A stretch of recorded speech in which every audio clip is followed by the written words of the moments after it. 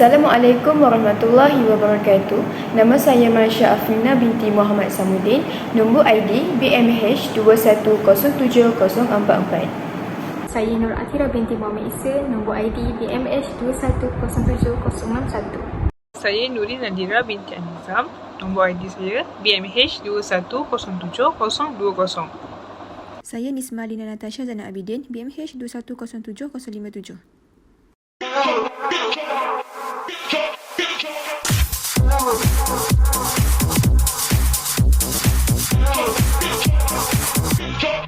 House music.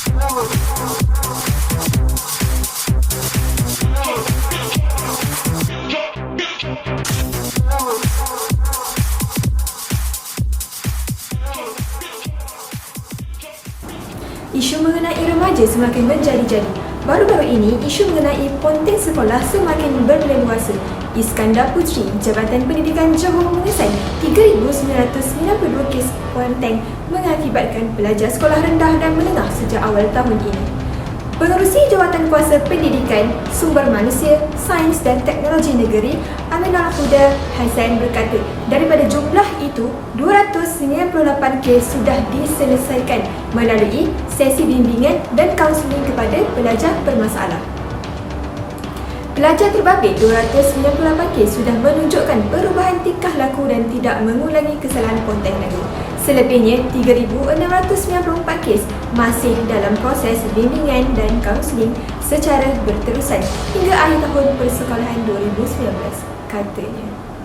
Beliau berkata demikian ketika menjawab soalan Abdul Taib Abu Bakar BN Najam pada persidangan penggal kedua Dewan Undangan Negeri Dun Johor ke-14 di sini dan juga hari ini. Mengulas lanjut, Aminul Huda berkata, Jabatan Pendidikan juga melancarkan program ziarah cakna peringkat negeri ataupun penjabat pendidikan daerah sekolah di negeri Johor pada 27 Januari yang lalu bagi mengatasi masalah pelajar yang berikut merupakan petikan khabar mengenai isu ponteng sekolah. Ponteng merupakan satu perbuatan salah laku dan melanggar peraturan sekolah. Seseorang pelajar dianggap memonteng sekiranya tidak hadir ke sekolah tanpa sebab-sebab yang dibenarkan pada hari-hari persekolahan. Sejak akhir-akhir ini, masalah ini didapati semakin menjadi-jadi dan telah sampai ke peringkat yang agak serius. Pihak media juga sering menyiarkan berita tentang masalah ini sehingga pada masa ini pihak guru serta ibu bapa berasa sesuatu tindakan yang tegas perlu dilakukan segera sebelum gejala negatif ini sampai ke peringkat yang lebih kronik lagi. Menurut laporan yang pernah dikeluarkan oleh Kementerian Pendidikan, peratus pelajar yang terbabit dengan gejala ponteng didapati semakin meningkat dari semasa ke semasa, terutama bagi sekolah-sekolah di kawasan bandar. Pada hemat saya, punca-punca sebenar masalah ini haruslah dikenal pasti dengan segera supaya langkah-langkah untuk mengatasinya dapat dijalankan demi masa depan generasi pelajar kita pada masa akan datang. Ini kerana mereka adalah terdiri daripada bakal pemimpin negara kelak. Dengan ini, kami akan meneruskan dengan perkara-perkara yang perlu dilaksanakan dalam memberi kesedaran kepada para remaja tentang isu ponteng sekolah yang semakin berleluasa kali ini. Maksud dan kepentingan akhlak. Saya ingin berkongsi tentang maksud akhlak dan kepentingan akhlak kepada manusia. Dari segi bahasa, akhlak mempunyai pelbagai maksud. Yang pertama, budi pekerti, perangai seseorang, sifat ataupun tabiat. Secara istilah, menurut Imam Ghazali pernah berkata bahawa akhlak adalah suatu sifat yang baik, biasanya akan memiliki sifat yang baik, dan sebaliknya jika seseorang itu memiliki sifat yang tidak baik, maka ia cenderung pada akhlak yang tercela. Ini membawa maksud kepada jika seseorang itu mempunyai sifat yang baik, maka akhlak yang dimiliki juga baik. Dan jika seseorang itu mempunyai sifat yang tidak baik, maka ia cenderung kepada akhlak yang tercela. Selain itu, Allah telah berfirman, sesungguhnya kami telah menyucikan mereka dengan menganugerahkan kepada mereka dengan akhlak yang tinggi dan terpuji, iaitu selalu mengingatkan manusia kepada negeri akhirat. Kepentingan akhlak yang pertama adalah akhlak menggambarkan kehidupan seseorang Muslim. Jika seseorang Muslim mempunyai sifat yang baik, maka ia mempunyai akhlak yang baik. Dan jika seseorang Muslim itu mempunyai sifat yang tidak baik, maka akhlaknya tercenderung kepada tercela. Walau bagaimanapun, manusia boleh dipisahkan dengan pelbagai jenis bidang ilmu yang ada dan juga boleh dipisahkan dengan kepercayaan ataupun agama mereka, tetapi manusia tidak boleh dipisahkan dengan akhlak dan moral. Hal ini kerana kita nampak betapa pentingnya akhlak dalam kehidupan manusia. Akhlak dapat mencorakkan kehidupan manusia kepada yang lebih baik. Tambahan pula, saya ingin berkongsi tentang kepentingan akhlak kepada manusia. Kepentingan yang pertama ialah dapat melahirkan umat Islam yang bertamadun dan dihormati. Seperti yang kita tahu, Nabi Muhammad merupakan seseorang yang mempunyai akhlak yang tinggi dan disegani. Nabi Muhammad dapat menarik hati rakyat zaman dahulu untuk memeluk Islam. Selain itu, dapat melahirkan masyarakat yang mempunyai produktif profesional. Prinsip Islam yang kita tahu menekankan soal kemajuan, tanggungjawab, saling hormat menghormati dan sebagainya. Hal ini mampu melahirkan masyarakat yang bertamadun dan mempunyai pemimpin yang berintegriti kerana mempunyai akhlak yang mulia. Kepentingan akhlak yang terakhir adalah memperbaiki jiwa dengan mendorong kepada melakukan kebaikan demi menyempurnakan iman. Kita akan memperolehi rahmat daripada Allah Subhanahu Wa Taala. Faktor-faktor keruntuhan akhlak. Golongan remaja cemerlang sangat diperlukan untuk membentuk sesebuah negara yang berjaya. Malangnya, keruntuhan akhlak dalam kalangan remaja semakin bertambah. Pelbagai masalah yang berkaitan dengan keruntuhan akhlak seperti kes buli, gangsterisme dan vandalisme sentiasa diberitakan. Persoalannya, apakah punca yang menyebabkan keruntuhan akhlak dalam kalangan remaja? Terdapat banyak punca yang menyumbang kepada runtuhnya akhlak remaja. Keruntuhan akhlak remaja juga dapat dilihat daripada pelbagai sudut dan juga banyak puncanya. Langkah untuk mengenal pasti masalah ini penting kerana hanya dengan mengetahui punca-punca, strategi penyelesaian yang berkesan dapat diatur dengan rapinya. Antaranya ialah pengaruh rakan sebaya. Menurut kajian, ketika usia remaja seseorang itu lebih rapat dengan rakan sebaya berbanding keluarga, oleh itu, rakan sebaya sangat mudah mempengaruhi seseorang remaja itu, sama ada ke jalan yang benar ataupun ke jalan yang songsang. Para remaja ini akan saling cabar-mencabar dengan rakan sebaya untuk melakukan sesuatu. Walaupun tahu mereka itu melakukan perkara yang salah. Oleh kerana darah muda, remaja yang pantang dicabar akan melakukan perkara itu untuk membuktikan kehebatan mereka walaupun mereka tahu perkara itu berbahaya dan juga sia-sia. Bak kata pepatah, menang jadi arang, kalah jadi abu. Selain itu, hal ini turut berlaku disebabkan oleh keruntuhan sesuatu institusi keluarga yang melanda ke atas diri seseorang remaja. Individu ini berasa tertekan dengan persekitaran keluarga yang kucar kaca dan tidak terurus. Oleh itu, mereka menikmati keseronokan di luar untuk melepaskan stres yang dihadapi. Namun begitu, keseronokan yang mereka nikmati hanyalah sementara kerana keseronokan yang dipilih adalah jalan yang salah dan juga terpesong. Mereka telah melibatkan diri dalam aktiviti yang tidak sihat, iaitu terlibat dalam aktiviti penagihan dadah dan minuman alkohol serta terlibat di dalam aktiviti jenayah. Mereka tidak berasa gentar kerana ibu bapa mereka tidak mempedulikan perihal mereka dalam aktiviti seharian yang mereka lakukan. Mereka bebas untuk melakukan apa-apa sahaja untuk memuaskan hati mereka tanpa ada sesiapa pun yang menghalang mereka. Tekanan hidup, kesibukan kerja, mengejar kemewahan serta aktiviti sosial menyebabkan ibu bapa dan anak tidak mempunyai masa ataupun kesempatan bercakap, berbincang, berdamping antara satu sama lain, malah jarang mempunyai peluang untuk bersuamuka. Ibu bapa tidak dapat memberi asuhan dan didikan, sementara remaja pula tidak mendapat perhatian, bimbingan dan panduan hidup yang sempurna. Remaja itu cenderung membawa cara hidup bersendiri. Seterusnya, remaja juga agak mudah terpengaruh oleh paparan negatif dalam media massa dan juga internet. Secara Secara umumnya, media massa ini dapat dilihat sebagai alat ataupun sumber seperti televisyen, surat khabar, majalah dan sebagainya yang menyampaikan informasi kepada orang ramai dengan kadar yang cepat dalam masa yang singkat. Melalui media massa, masyarakat dapat menerima maklumat dengan lebih pantas dan juga cepat. Segala maklumat media massa ini dihasilkan dalam bentuk berita yang mudah supaya difahami oleh khalayak ramai. Maklumat berbentuk berita ini pula disalurkan melalui media elektronik dan juga media cetak. Kebanyakan berita melalui media elektronik ini lebih cepat disampaikan kepada khalayak ramai berbanding media cetak yang memerlukan masa yang agak panjang untuk menyampaikan kepada khalayak ramai. Pada zaman yang serba moden ini, media massa dan internet merupakan satu keperluan dalam kehidupan seharian. Media massa dan media sosial banyak memberikan manfaat tetapi juga boleh mempengaruhi seseorang itu seperti api dalam sekam. Cerita-cerita yang berunsurkan keganasan adalah sesuatu yang cerita seks yang sentiasa ditayangkan oleh media massa. Pada masa yang sama juga, kemudahan internet yakni dunia tanpa sepadan turut menawarkan cukup banyak laman negatif yang mudah dilayari oleh remaja. Pengaruhan ini telah merangsang remaja untuk meniru aksi-aksi negatif dan hasilnya keruntuhan akhlak remaja semakin menjadi-jadi. Kesan keruntuhan akhlak.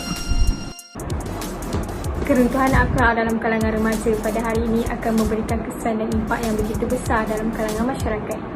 Remaja merupakan aset utama negara pada masa akan datang, memainkan peranan yang penting dalam pembangunan negara. Kesan jangka panjang dan jangka pendek pasti akan berlaku sekiranya remaja pada hari ini tidak tahu bagaimana untuk membentuk dan memuliakan akhlak mereka. Akhlak merupakan peribadi dan cermin diri bagi seseorang individu. Kiranya individu itu mempunyai akhlak yang buruk, maka secara automatiknya peribadi itu juga akan menjadi buruk. Remaja yang mempunyai akhlak yang buruk akan memberi kesan kepada diri sendiri, keluarga, masyarakat dan negara. Terdapat beberapa jenis kesan yang boleh berlaku disebabkan keruntuhan akhlak seseorang, antaranya kesan ke atas individu. Individu yang mempunyai akhlak yang baik akan dipandang mulia dan individu yang tidak mempunyai akhlak yang baik akan dipandang serong dan dicemooh oleh masyarakat sekeliling. Akhlak yang baik seharusnya dihiasi dengan keimanan dan ketakwaan kepada Allah SWT. Namun begitu, kebanyakan remaja pada hari ini, terutamanya remaja muslim, mempunyai akhlak yang begitu memalukan agama, bangsa dan negara. Banyak kejadian yang berlaku seperti pembuangan bayi, zina, perjudian, hubungan homoseksual, penagihan dadah dan sebagainya dilakukan oleh remaja pada hari ini yang kebanyakannya mereka berpaksikan dan bertunjangkan nafsu dan amalan yang dipengaruhi oleh budaya-budaya barat dan asasnya mungkin berpunca dari kurangnya pegangan agama pada diri mereka. Tidak dapat dinafikan juga, kesan keruntuhan akhlak akan memberikan kesan yang mendalam pada diri individu. Seterusnya, kesan ke atas keluarga. Keluarga memainkan peranan yang penting kerana dari institusi kekeluargaanlah kebahagiaan dan keharmonian sesuatu masyarakat itu bermula. Keruntuhan institusi kekeluargaan akan menyebabkan hilangnya kebahagiaan dan keharmonian dalam suatu masyarakat. Akhlak yang baik dan mulia datangnya daripada sesebuah institusi kekeluargaan yang harmoni dan bahagia. Benarlah kata-kata hikmah yang menyatakan bahawa rumah itu adalah akar segala-galanya. Oleh sebab itu, keruntuhan akhlak akan menyebabkan dan memberikan kesan yang besar ke atas kebahagiaan dan keharmonian sesuatu institusi kekeluargaan itu. Antara kesan yang akan berlaku akibat terhadap institusi kekeluargaan ialah keruntuhan institusi kekeluargaan akan berlaku. Akhlak yang baik datangnya daripada keluarga yang harmoni dan bahagia. Akibat wujudnya ketidakharmonian dalam kekeluargaan, pastinya akan wujud perceraian. Masa depan anak-anak akan terbiar dan tidak terpelihara. Anak-anak akan hilang tempat bergantung dan bermanja. Wujudnya masalah-masalah sosial yang lain seperti budaya lepak, ketagihan dadah, pelacuran, perjudian, hubungan sesama jenis dan masalah-masalah yang lain. Di samping itu, kesan ke atas masyarakat. Keruntuhan akhlak akan memberikan kesan yang sangat besar dalam masyarakat. Jatuh bangunnya sesuatu negara, agama dan bangsa dapat dilihat dari segi akhlak dalam masyarakat itu sendiri. Tidak dinafikan, akhlak remaja pada hari ini sangat membimbangkan. Budaya kuning dan pengaruh budaya barat mudah meresap masuk dan menjadi ikutan para remaja pada hari ini.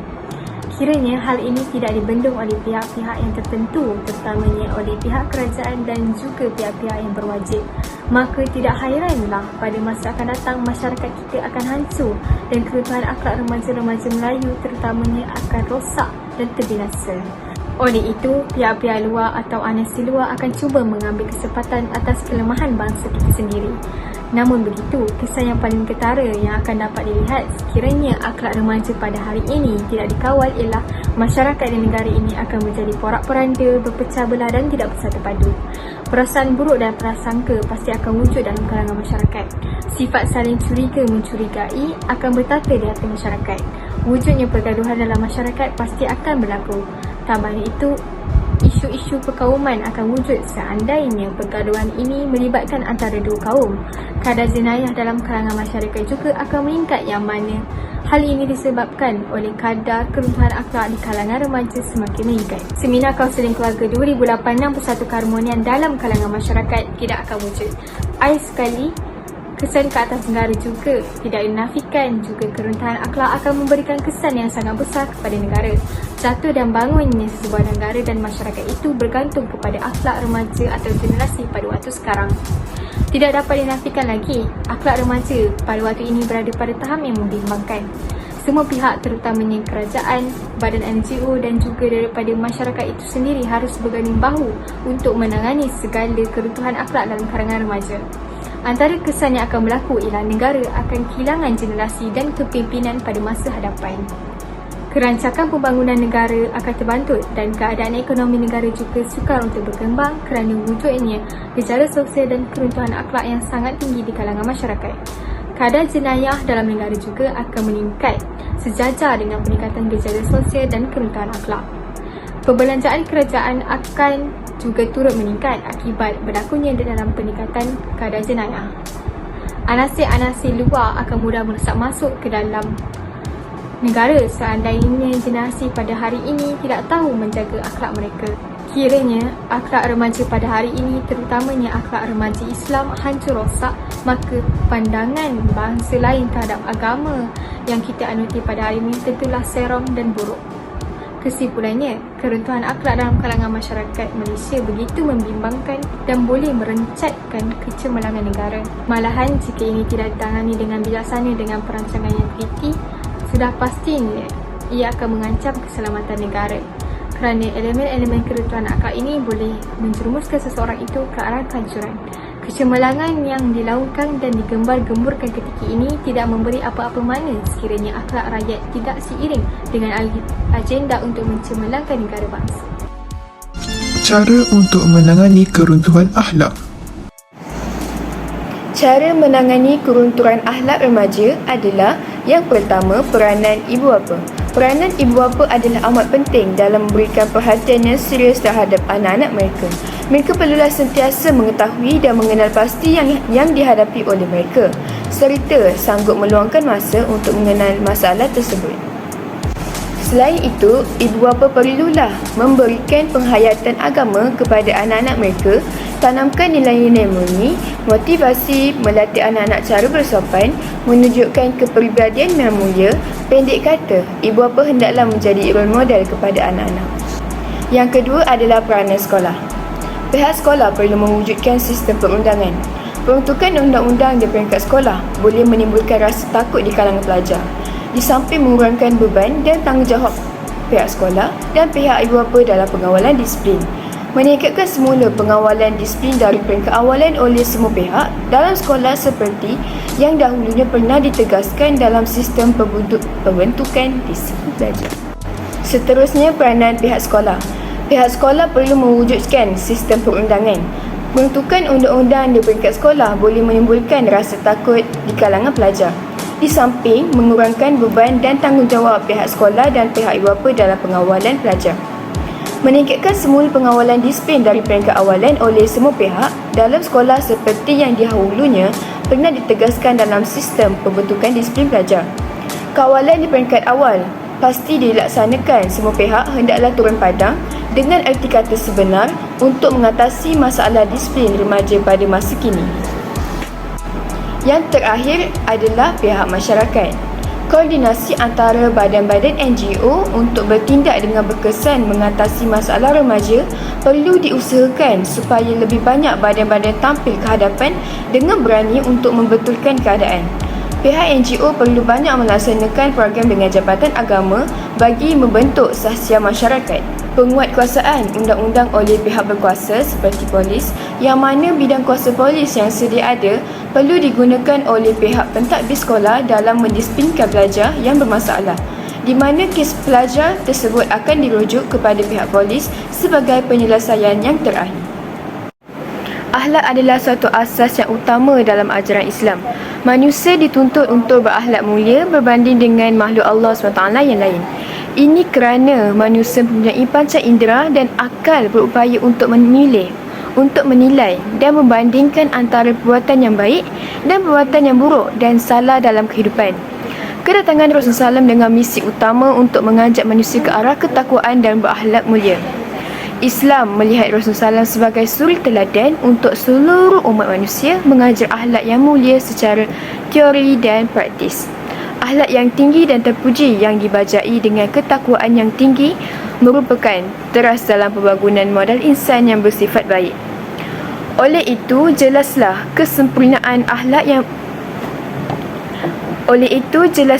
kesempurnaan akhlak remaja berpotensi untuk menjadikan seseorang itu berintegriti tinggi dan cemerlang. Sekian sahaja daripada kami. Assalamualaikum warahmatullahi wabarakatuh.